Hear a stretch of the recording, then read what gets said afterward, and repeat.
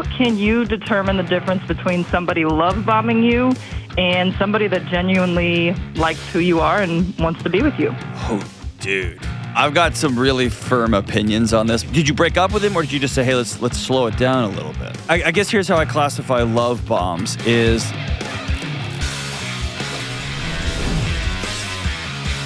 Yo, what's up? This is John with the Dr. John Delony Show. So grateful you're here. We got Andrew on the internet. Got Ben Hill on the knobs. Kelly 2.0. Just keeping this thing going. If you don't know, Kelly 2.0, her Give a Crap runs at 0.0. Have you ever been mad before? Oh, you'll find out. Right now. Yeah, I think Kelly 1.0, she frowns and gets angry. I feel like you smile. I'm still pretty new, so I'm sure it'll wear off eventually. Oh, okay. So you're just placating me? On your drive home, I imagine there's like fingerprints in the steering wheel because you're so angry. Me and Kelly, she got me a voodoo doll, so we have like a whole sisterhood. Yeah. Kelly just says, I'm angry at you. It's kind of all the time. But I can see you just stabbing the doll on the way home for sure. All right, well, that makes me feel not great. All right, let's go to Springfield and talk to Nicole. What's up, Nicole? Hi, how's it going, Dr. John? Doing all right, lady. What are you doing? Oh, nothing. Living the dream over here. Oh, gosh. Anytime somebody says living the dream, that means things aren't great. What's up? No, they are. Everything is totally great. But my question for you is, how can you determine the difference between somebody love bombing you and somebody that genuinely likes who you are and wants to be with you? Oh, dude. I've got some really firm opinions on this, but I want to hear about your experiences. Tell me about them. Okay. So I was dating this guy for a little over a month and a half, and he lived an hour and 45 minutes away from me, so we just kind of saw each other on the weekends.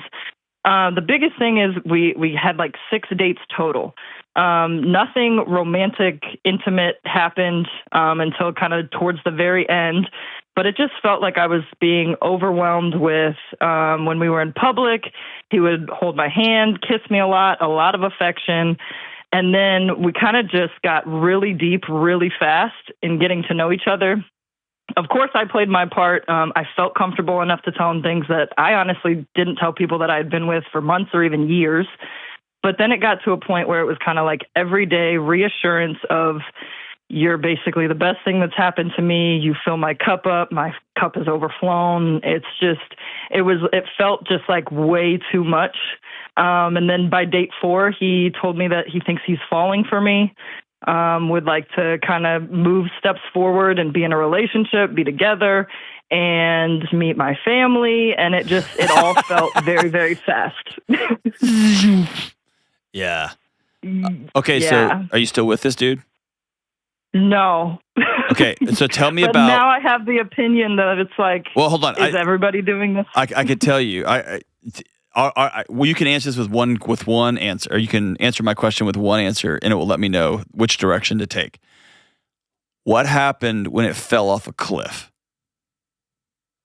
I had a FaceTime conversation with him and told, like, what specifically happened? Yeah, I want to know about either you put a stop to it, or he got what he wanted.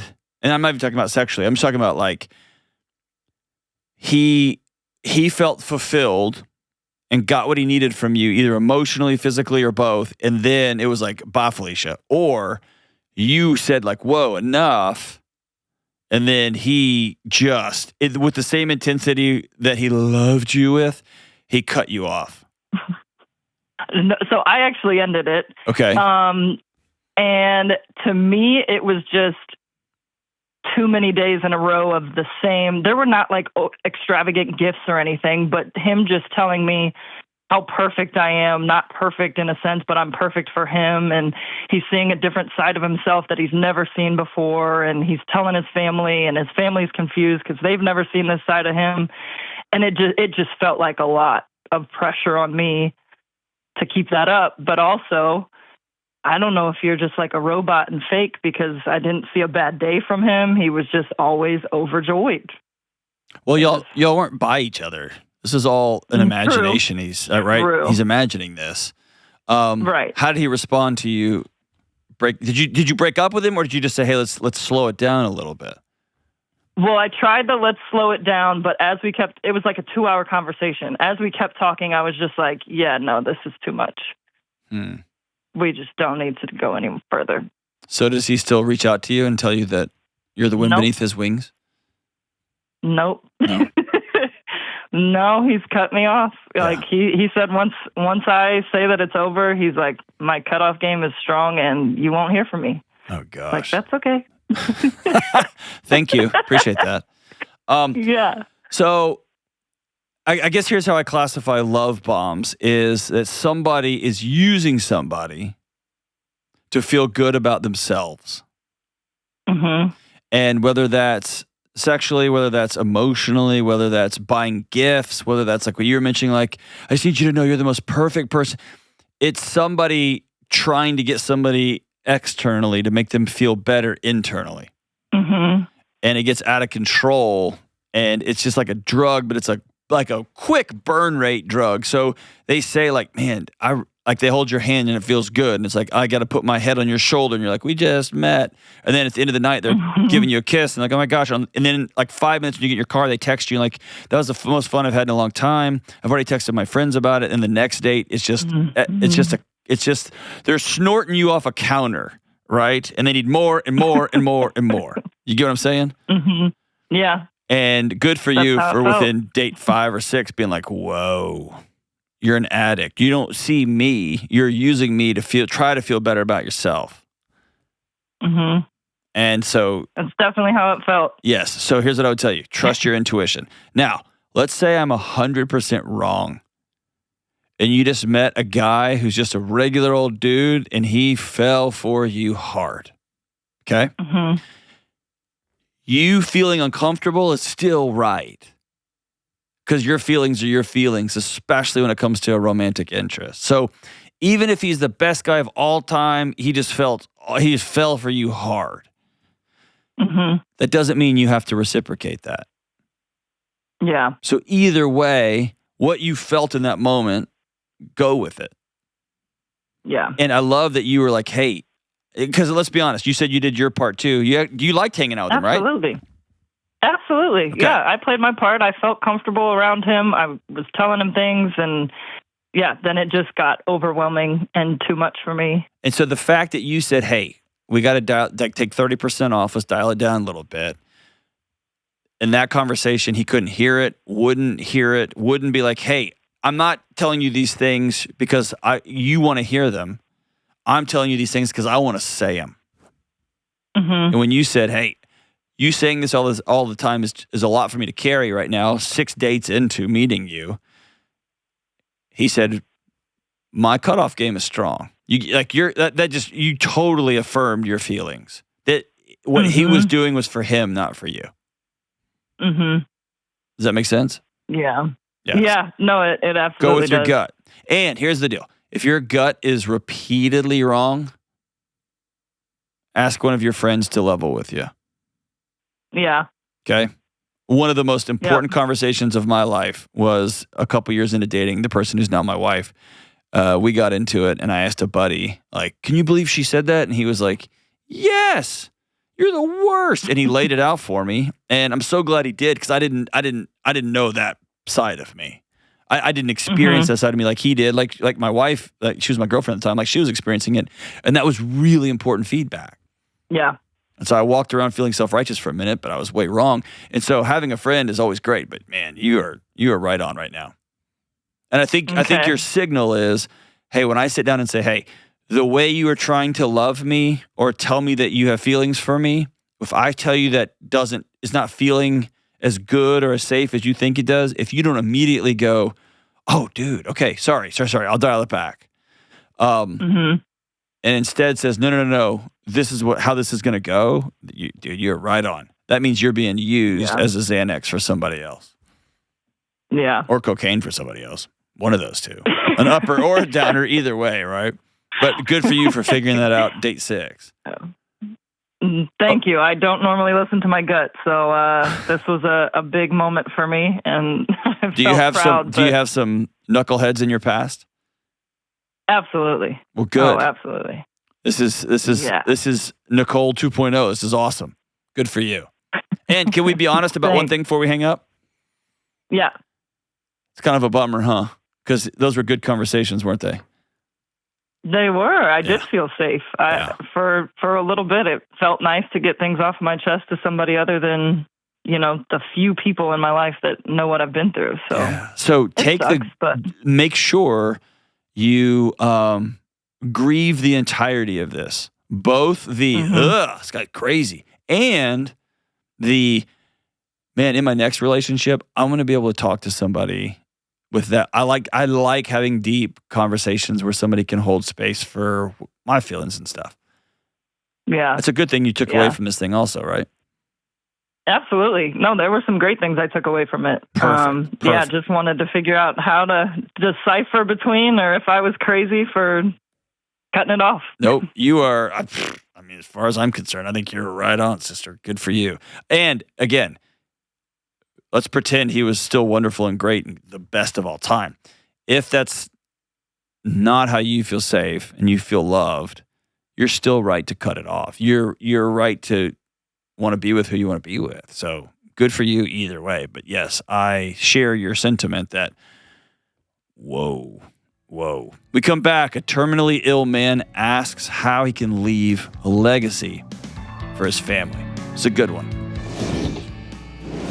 The show is sponsored by BetterHelp. Dudes, the world feels like it's falling apart. And while it's all crashing down, we're all under huge pressure to perform and look like we're keeping it all together. And we all know that getting support is good, but we're not allowed to ask for it. Women are often told that they have to be everything to everyone all the time, and somehow they just have to intuitively know how to do it all. And men are often told they're the reason for every bad thing in the world, and that asking for help means they are weak or less than. 76% of people globally agree that mental health care can help resolve personal problems, yet 6 out of 10 people still believe society discourages asking for help. Listen, real strength comes from opening up about what you're carrying and then doing something about it so you can be your best for yourself and for everyone else in your life. If you're feeling the weight of the world, talk to someone, anyone, a friend, a loved one, or yes, a therapist. I talk with a therapist regularly, and you might consider talking to one too. If you're thinking about trying therapy,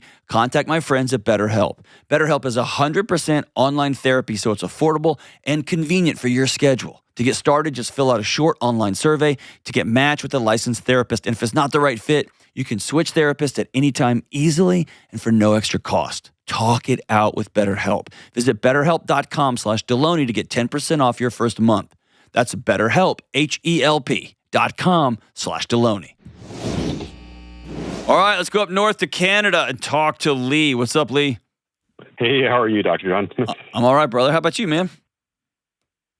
You know what? I am good. Yeah, I just have a question here. I was diagnosed with terminal brain cancer about 10 months ago. Hold on, slow the roll. Uh-huh. How are you doing? I'm doing good, man. So I got brain cancer. Jeez, man. Yeah, it's been quite the year. I imagine. Yeah. What's your diagnosis? Yeah. So I have grade 3 astrocytoma brain cancer, which is like a rare brain cancer that they discovered by mistake this last summer, kind of in the middle of summer. I had an accident in an ATV, and my head put the windshield out of the ATV, so they thought they better scan my head to make sure I'm okay.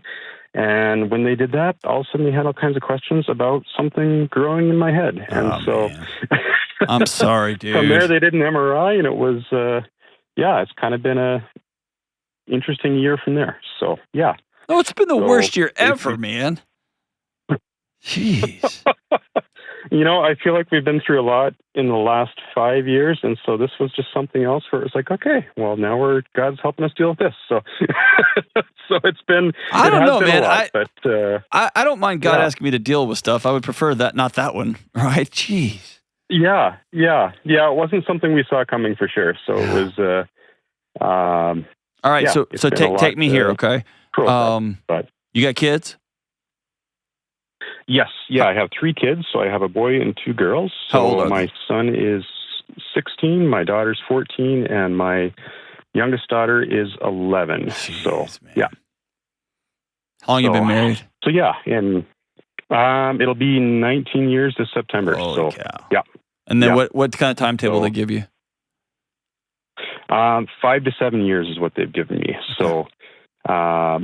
So yeah, they ended up doing an emergency surgery November the 5th and removed. They were able to get the tumor, but the trouble is this brain cancer just keeps growing. So it's it just pops up. Getting the tumor out. Yeah, it depends on where the next one pops up, right? Yeah. God, it's like exactly. And so yeah, I mean they said kind of best case scenario medically is 5 to 7 years. So we thankfully we had life insurance and everything in place already, so I'm grateful for that. But yeah, it's just been a lot, though. I guess more so on the side of the family has been a lot. I feel like honestly, I've almost had the easy part of this, and it's tougher for my family, I think, to look at how this looks in that 5 to 7 years, and so that's. So take me to your wife's asleep. There. Take me to your wife's asleep and your kids are in bed. And you're on the couch and the TV is off and you're sitting there in the dark. Because, dude, I admire you. I lost a close friend to this. Okay. And I've been, I peripherally been down the road, and one of my closest, he's a brother, one of my closest friends on planet Earth lost his wife to this. And it's most people that I know, especially those who are diagnosed with terminal cancer, get stuck in the position of having to make sure everybody around them is okay. But I'll cherish some private conversations I had with her that, like, if she lets herself truly absorb it, it's a nightmare. Scary. So take me to the dark. I feel like, I feel like for me, where I'm a Christian, so it's like I actually don't have fear of death at all. So that's not, like I can say my wife and I both, as we've talked this through, it's like neither of us are mad at God at all. Honestly, it's like we live in a fallen world, and I'm not shocked at why I can't get cancer just like anybody else. So there's nothing there that is that I hold against God. But I think the bigger thing that I look at that I struggle with is just looking at my kids as we have a few family friends that have lost husbands while their kids are still younger, and it's just watching their families, what they went through in that. I guess that's where my struggle is just going like, how do I set them up for success even when I might not be here, right? So, and even my wife, and it's like we've been completely open with the kids on everything. Like we haven't hidden anything from them because they're too smart to ignore that something is going on. But and they've each been processing in different ways. Like we're definitely watching them process in different ways, and yet I think that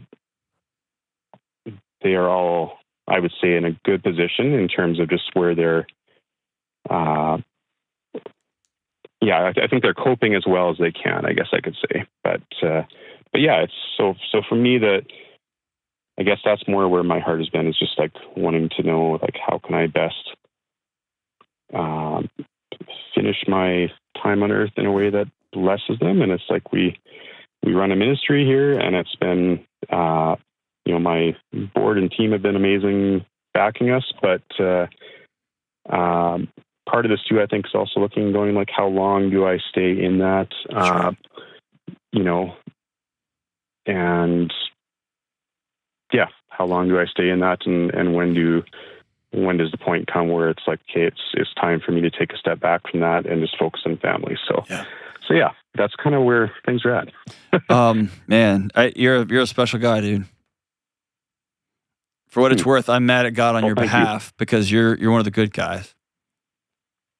And guys like you aren't supposed to get brain cancer and have to leave their kids, before they leave the house, right? And so you don't have to. I told a buddy recently who just lost another close friend of mine just lost his wife. I said, he's one of the most kindest guys in the world. And I said, well, I'm going to say a bunch of expletives in my prayers on your behalf then. He started laughing. He goes, well, you get to do that. You can take that up with God yourself. But on behalf, man, you're a special man, dude. I guess the three things that are popping in my head right now is this. One is, okay, I'm going to reverse engineer this for you, okay? Anytime I sit down with somebody who has a timeline, and you got a 5 to 7 year, okay? So you and I both know that could be 2.5 years or that could be 8, right? Yeah. Who knows? Yep. And with your particular cancer, it's a whack-a-mole cancer. The next time it pops up could be at where a part of your brain that runs your heart and lungs, and that's it, right? Or the next place it pops up is somewhere rather benign, and you got another year to go. You get them. So you get just the God, dude, the cosmic sick joke this particular cancer is, I think. So I'm gonna reverse engineer it for you, and then tell you the 3 words that are in my head. Okay. What most people that I sit down with have the intellectual understanding, but the emotional understanding. They lack an emotional understanding that when somebody says 5, let's say it's 5 years. Mm-hmm. At year 4, things are pretty rough. And then things fall fast.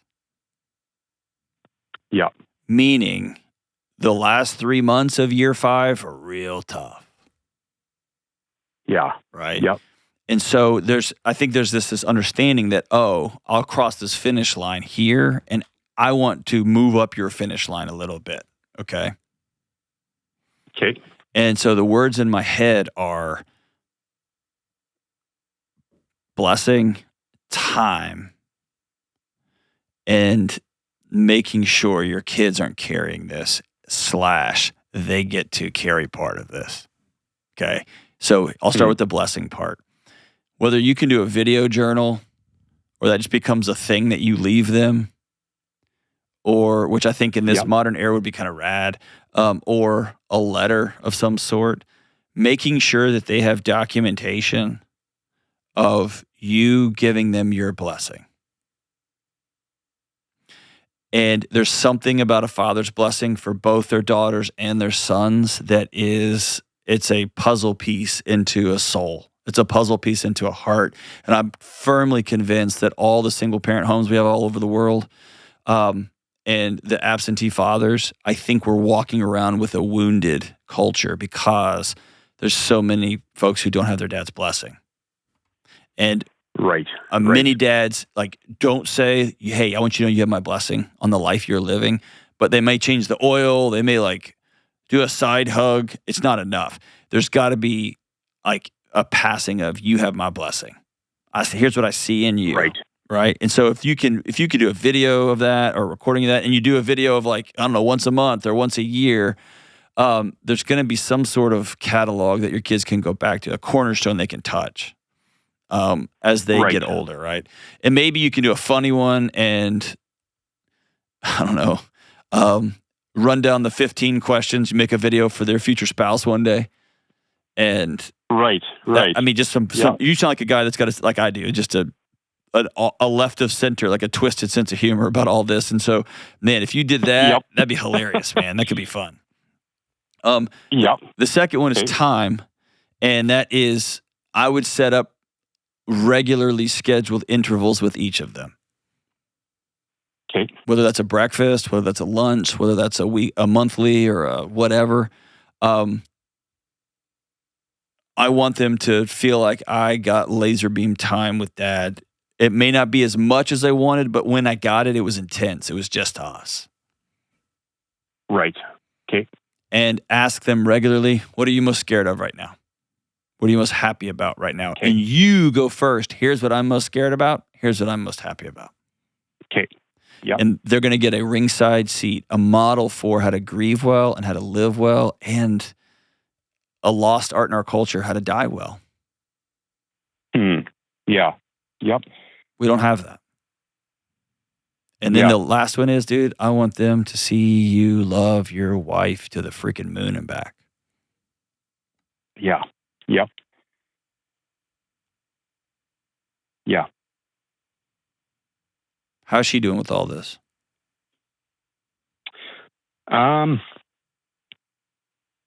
It's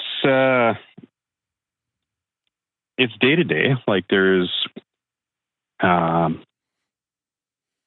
like we weren't sure I'd wake up the same person after brain surgery because of where the tumor was and everything.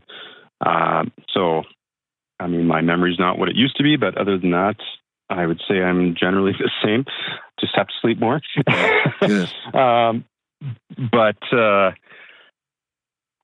But yeah, like there's been a lot of just scary things through this, I guess, for her, where it was just like she wasn't sure if I'd wake up the same. Kind of had to talk that through with our kids too. Just on like, we don't know. There's a lot of risk in this. Going through, like I went through 6 weeks of chemo and radiation together, and then I'm still on chemo for the rest of the year here. Okay. But that has an effect as well on me. So like just kind of learning some of those things. But I think she's, like it's honestly scary at times. Like we had a, like I think like most couples, we always talked about retirement as being a time that we could kind of pick what we got to do together, and all of a sudden that's changed, and it's like, okay, how do we start doing some of that now? And I love that. And then going back to, I realized I told you there was 3 things, and I gave you 4. I need you to say something out loud for me, okay? All right. Say these words for me. You don't have to believe them. I just want you to have said them, okay? Okay. I have brain cancer. I have brain cancer. And I am not a burden on my family. And I'm not a burden on my family. Okay. You're a blessing to your family. It sounds like you've modeled what living well looks like. You're modeling in an amazing way what dying well is going to look like. You got life insurance, right? This isn't all just hocus pocus. You've done your wife's isn't going to have to go to work on Monday after your funeral, right? Right. Okay. Right. Yep. So you get to be sad. Y'all get to be sad. And here's the 4th thing that I mentioned earlier. I want you to model for your kids, hey, this chemo sucks, this hurts, I'm nervous, I'm scared. And I want you to not let them feel like they've got to keep you propped up. And when they go into caretaker mode, let them, because it's going to be a great gift for them and your wife. Okay. It's a both and. All right. There will come days when you can't get out of bed and they say, Dad, do you need anything? And I want you to be able to say, you know what I'd love to do? Borrow your nervous system for about 30 minutes. Will you cuddle up on the couch next to me? We can watch The Office reruns or something. It'll give them a job. Yeah. And more importantly, that job is like themselves, right? Not like can you get me a glass of water? Sure, anybody can get you a glass of water. But when your daughter walks in and you say, dude, 30 minutes, I need 30 minutes of Susan hugs right now. That's what makes me feel better than any of my medicine. And give her an opportunity to not carry all of it, but carry a little bit of it. Okay? Okay, sure. And it takes away a teeny tiny little bit of the powerlessness that all your kids feel right now. Right. Or if you give them a job, y'all need to write me a letter once a month. Get on it, kids. Then what you're going to do is you're going to give them an opportunity to process this thing in real time with you. And 10 years from now, 15 years from now, that would be such a blessing. Here's what we don't want them to do. I don't want them to feel crazy for feeling as crazy as they're going to feel. Right. I want mom to demonstrate, this is what I'm feeling crazy. I want you to demonstrate I'm feeling crazy. I'm feeling sad. Mom's feeling, and I want you to give words and names to their feelings so that they don't feel insane. And let them do stuff for you. Okay. Yeah. Can I just say this, dad to dad? I'm sorry, man. Mm-hmm. Thank you. Yeah. Yeah. We, what a surreal year. Did you see this one coming? Yeah. Yep. And I hate to say it this way, but only people who are sitting in your seat understand what I'm about to say is not me being sarcastic or anything. Usually people who are not in your seat will go, oh my gosh, I can't believe you just said that. But I'm only saying this because I've sat with too many people in your situation. Thank God for a car wreck, huh? Yeah. Oh, 100%. Isn't that wild? Thank God for the ATV wreck. Thank God for the MRI. Yeah, exactly. Yep. These last 4 years are going to have a lot more laser focus on them, huh? Absolutely. Man. Yeah, absolutely. All right, brother. Hey, listen, you call me anytime over the next, hopefully you got a decade left. And man, if we could keep punting this thing a little bit further down the road, who knows what AI is going to kick up and maybe they'll solve some of this nonsense. But you call me anytime. Your wife call me anytime. Your kids call me anytime. And I'll walk with you any way I can. Okay, brother? Sounds good. Thank you so much. All right. Blessings, good man. All right. Golly. There are some people you talk to that just are special. And they shine a light for all of us on the art of living well, the art of loving well, and in this man's case, the art of dying well. And man, I hope when my time comes, I have that kind of spirit. We come back. A man asks how to help stop his child's violent outbursts. I love Cozy Earth. Just hearing the term 9-to-5 job is a drag. It makes you think of your boss with coffee breath or just staring at a Zoom call all day, coworkers with no boundaries. Ugh. And if you're not working from home, that commute.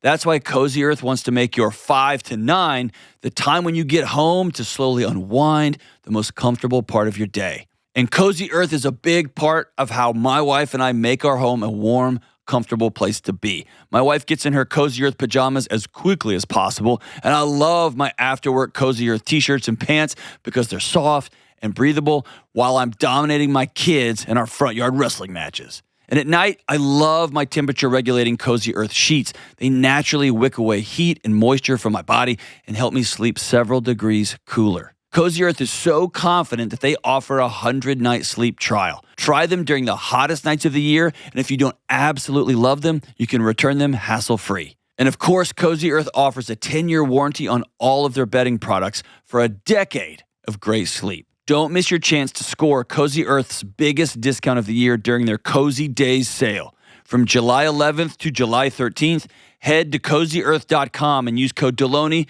Get this, 45% off their temperature-regulating sheets, the apparel, and more. Don't forget, this deal ends on July 13th.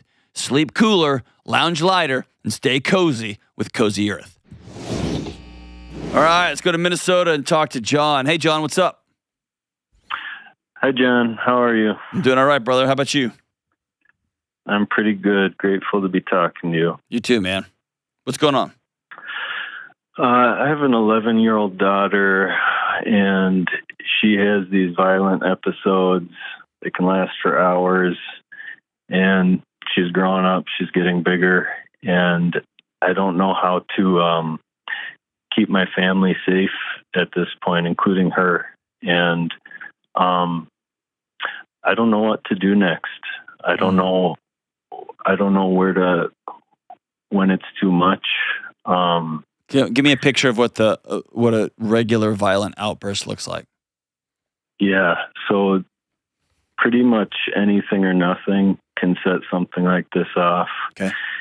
And like last night, we were just hanging out, and I was getting some tea for her, and one of my little boys said something that upset her, and she struck me in the back of the head a few times as I was sitting at the kitchen table.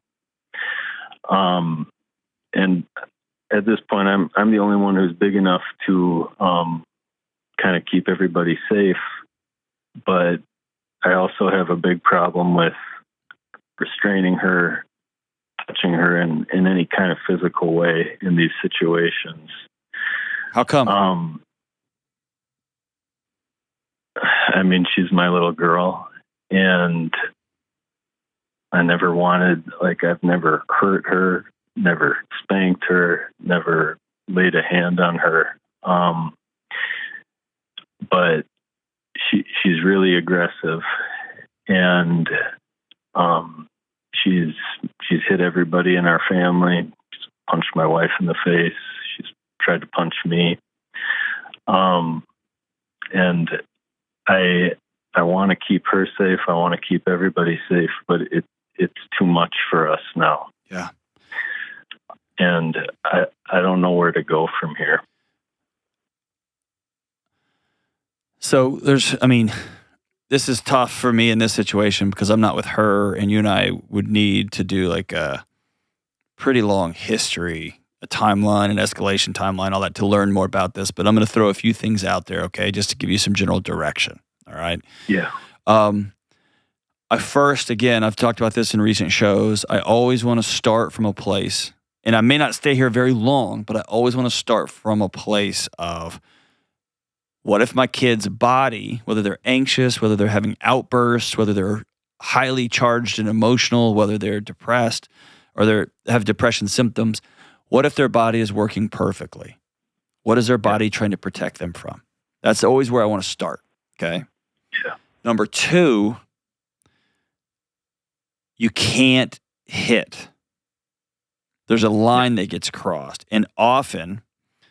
Well, I mean, who knows the diagnostic stuff here, right? So she needs to get an evaluation. We'll talk through that in a second. But I like the second tier where my colleague, Dr. Becky Kennedy, starts, which is often emotional outbursts are really a lack of skills. Mm-hmm. It's no kid wants to be hitting their family members. Yeah. But these emotions get so hypercharged, and there's not a skill set to deal with them.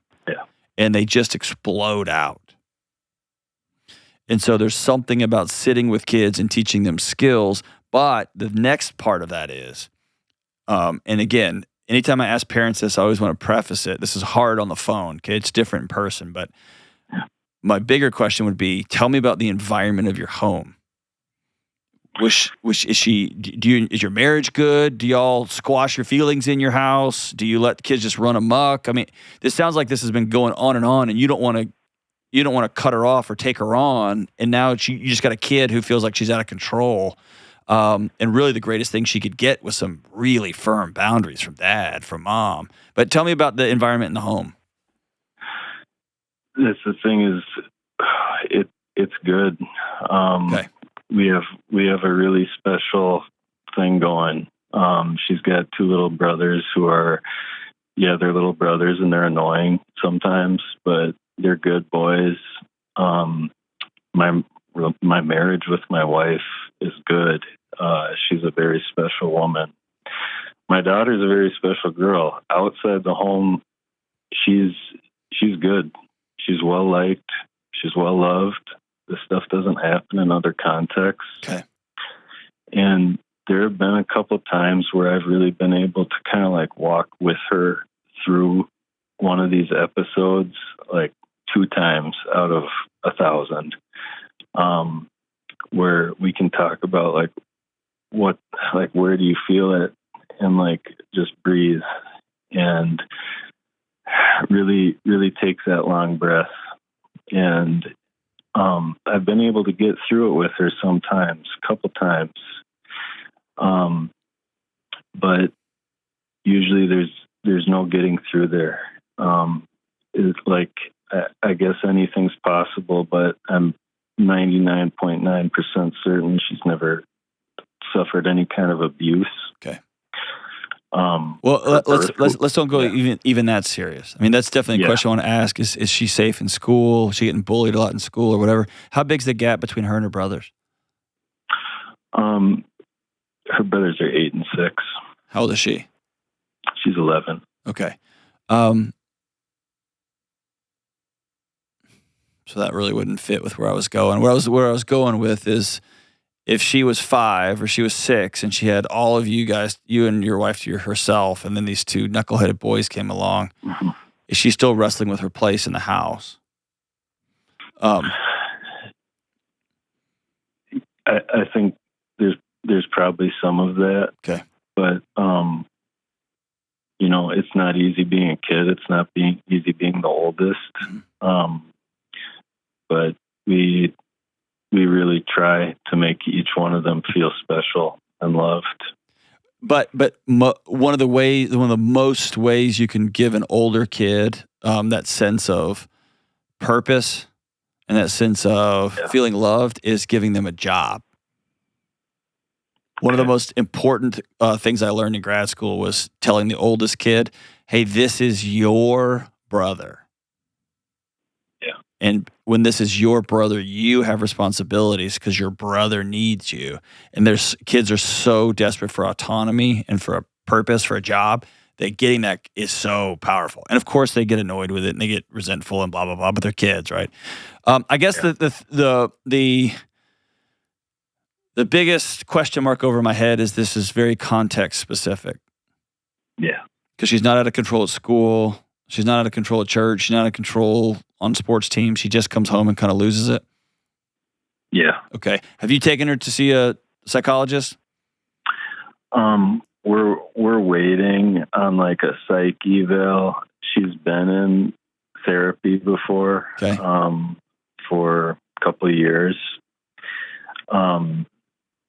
But we're on like a 6-month waiting list to get an intake for like a real assessment.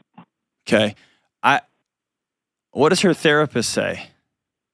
I don't like that she's been in therapy for 2 years and this thing is escalating and escalating and escalating and there's not a joint conversation happening. Like, what's the therapist saying? She doesn't have a lot to say. We've sat down with her several times and asked like where's like what's going on, and her response is kind of like some kids are like this. Some kids have a lot of anxiety. She's worked on skills. She's described what they're working on in terms of like self-soothing and stuff. Hold on. Yeah. How old is this girl? 11. Has she brought you and your wife in to work on these skills together and run scenarios together? Not all of us together, no. Okay, there's something about the matrix there. There's some kind of alchemy there that makes her body feel unsafe and out of control. And I guess what I would tell you is after 2 years of just sitting here and talking about it, if that's not improving, and in fact, it's the trend line is the other way. Yeah. Then I want to advocate on my daughter's behalf in a really direct way. Meaning, it's not good enough. That just makes my skin crawl. That some kids are just like this, dude.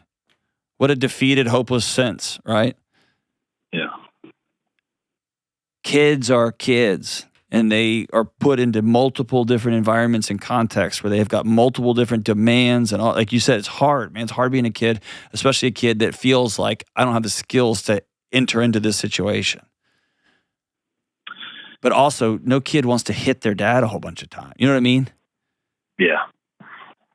But you need to hear from me. You have not only every right, it's a gift to her to protect her from getting that far out of control. Yeah. And I try to like de-escalate that before it gets to that point, but it's just like the switch. And what happens after she hit you a few times? What did you do? I said, hey, you need to take a break. Like, that's not okay. But she won't take a break at that point. Like, she won't leave the situation, do something different. I know, but she's 11. She needs an adult sometimes to pick her up and take her out of the situation. Yeah. And I guess that's like what I've been doing. I take her to her room and sit with her, or have to restrain her. Mm-hmm. And like, she'll continue to try to physically attack me for hours. And I don't know what to do with that part of it. Yeah, this is way over my skis, man.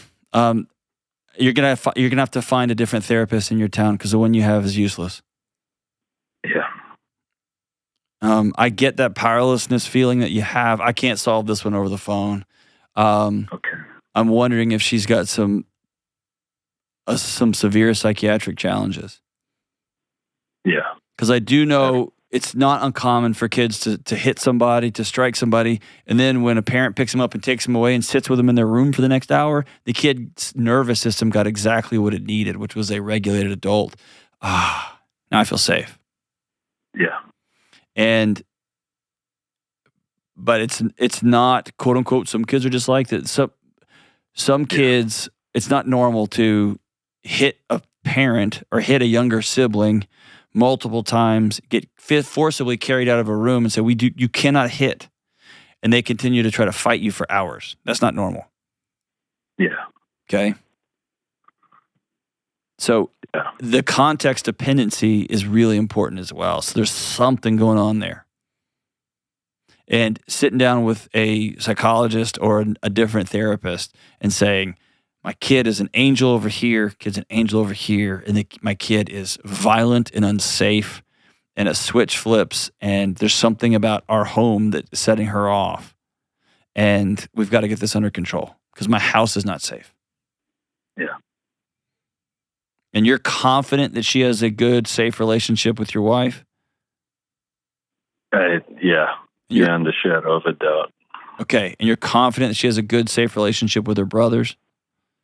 I am, yeah. Okay.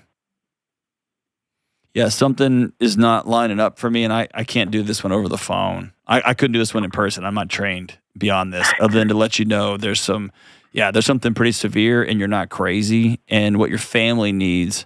Because here's what I don't want you to do. I don't want you to lose your sons in the process either, and I don't want you to lose your marriage in the process either. And can I just say this? You answered all my hard questions. Yeah. I'm almost confident that you go to bed every night looking in the mirror with tired eyes and bags under your eyes thinking, I'm failing as a dad, and I want you to let you know this isn't normal, and you're doing the best you can, and I'm proud of you, okay? Thank you. I appreciate it. Every dad wants to just have a little girl that's just awesome and safe and funny and snuggly and all those and powerful and loud and tough and all those things, and this is scary, okay? Yeah. And even if you can, every once in a while, look in the mirror and put your fist in your chest and just say, I'm doing the best I can. Thank you. Okay? I will. Yeah. All right, man. Dude, thanks for the call, brother. Whew, that one's tough. Yeah, get on the phone today and make some more calls. And I hate that for your psyche, Val. That's just the state of mental health care in our country right now, that you may, I guess school might be out, but you may be able to fast track one through the school system and get a psyche val that way. It just depends on where you live, and oh man, what a mess that is. But I hate that for you. But yeah, transfer over, and you may go check out her primary care physician and see if there's some additional help there. They often just want to throw tranks at it or something, and so it just depends. There's so many variables here, but I guess the best I can tell you is, man, she's lucky to have you as a dad, trying to love her the best you can in a really messy situation. Call anytime, brother. Call anytime. We'll be right back. All right, let's talk about Delete me. Does anyone else feel like your digital footprint is starting to feel like a digital trail leading right back to all of your internet secrets and your address and your phone numbers and everything? Right now, scammers are using phishing attacks. That's phishing with a PH, where they try to trick you into giving them something by pretending to know you. You may get an email or a text message or a phone call, and the person or the AI bot on the other end of the phone or text message or email sounds like someone who's trying to help you out, but they're not. With all of the new technological advancements, no one is really safe. So what is any of us to do? You can start controlling what you can. Learn about how to be careful online and offline, and sign up with my friends at Delete Me. I use and recommend Delete Me because they work in the background to reduce my online presence. That way, I don't have to worry about creepy data brokers having my data and selling it back and forth behind my back without me knowing. Delete Me has reviewed over tens of thousands of sites for me, and they've removed my data from hundreds of them, which has saved me countless hours and a ton of stress. Stop the phishing attacks, the harassment, and the other online threats before they even start. And take control of your digital privacy with Delete Me. Go to joindeleteme.com/Delony today for 20% off an annual plan. That comes out to less than $9 a month. That's joindeleteme.com/Delony. All right, we're back. We have the money and marriage question, a question that a real person left at our money and marriage retreat back in February. The question is, what can I do to help my spouse feel safe talking about sex and intimacy?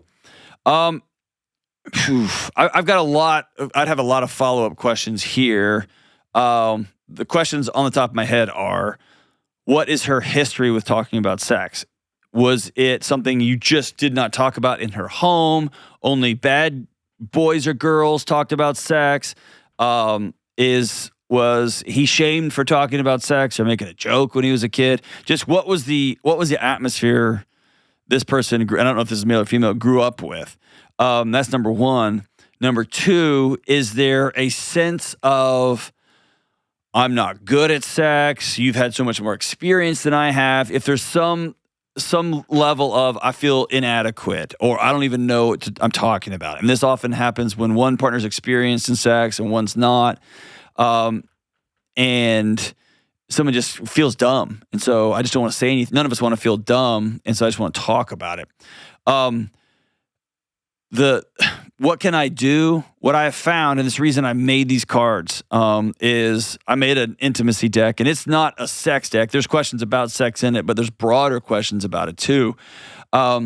Is to get something like Questions for Humans, something like some sort of external question card game, some sort of here's 20 questions, here's whatever, that allows the card becomes the awkward thing. The card becomes, like, you didn't ask the question, the card did, and it allows us to move over the shame or the blame and be like, oh my gosh, I can't believe that card asked that. Here's the answer, right? And it frees you. And that is the reason I made those cards, is to help facilitate conversations and take some of the pressure off. I guess the last thing I would say is a modified Delony erotic envelope system, which, by the way, that doesn't exist. I just made that up. When couples are talking about how do we begin practicing desire or reestablish, we got 2 kids and we're thinking about a third, but we're bored with our sex life, or we don't even have sex anymore, or we have sex every once in a while, just survival sex, but we don't have any intimacy in our house. We don't have any eros or any play or any of that kind of stuff. Just getting an envelope, and one partner writes down 10 things they want to try. It could be a position. It could be a conversation. It could just be anything. And the other partner writes down 10. And then once a week, once a month, whenever, you just put on the calendar and you draw one, and you just got to commit to either A, trying it out, giving it a shot. And you're leading with laughter. You're leading with curiosity. You're leading with, I don't even know how this is physically possible, or you're leading with, all right, this doesn't even sound appealing. Tell me about why this feels appealing, or why this sounds appealing. And it just becomes a way to go, I don't know, it's in the envelope, and it just adds a little bit of diversion away from the intensity of saying, I really want to try X, Y, and Z. It's just easier to read it off a card sometimes. But a modified version of that would be, put in 10 questions you have about sex and intimacy, put 10 questions you have, and we're not going to actually do the thing. We're just going to draw it out and talk about it over dinner somewhere. And for some people, this is just such a sensitive topic. And millions and millions and millions of newlyweds, young married couples, people have been married for 20 years. There's so much shame associated with sex, so much shame with even talking about it, even discussing it, even having questions about it, that having some sort of environment where it's okay to talk about it, it's just hard, man. So having some sort of envelope game, card game, and again, all we're trying to do is divert the gaze just a little bit and make it the card's fault, make it the envelope's question, not your question, right? Even if I know you wrote that, it just has a little bit of a numbing effect. It just sands off the rough edges a little bit. And then I guess the final thing I would say is if someone might not feel safe talking about sex and intimacy if you have, as their partner, have made it not safe. If you make fun of them, if you mock them for what they do or don't know, for their over-experience or lack of experience, if you force yourself on them or you make demands of them that they're uncomfortable with, that can just cloud the entire conversation around being erotic, around sex, around intimacy, around all that stuff. So look in the mirror and say, am I contributing to this? Am I making it awkward? Am I throwing all this stuff at my partner that they can't hold right now? And ask yourself that conversation too. But that's a few of my ideas on what you can do to help your spouse feel a little bit more safe talking about sex and intimacy. That's a tough one, man. Or woman. I don't even know who asked this question, but I will say this. If y'all can come up with a way that you can talk about it, laugh about it, explore it, be curious about it, man, it makes for one adventurous, playful, fun, safe marriage. Thanks for the question. Love you guys. Stay out of trouble. Bye.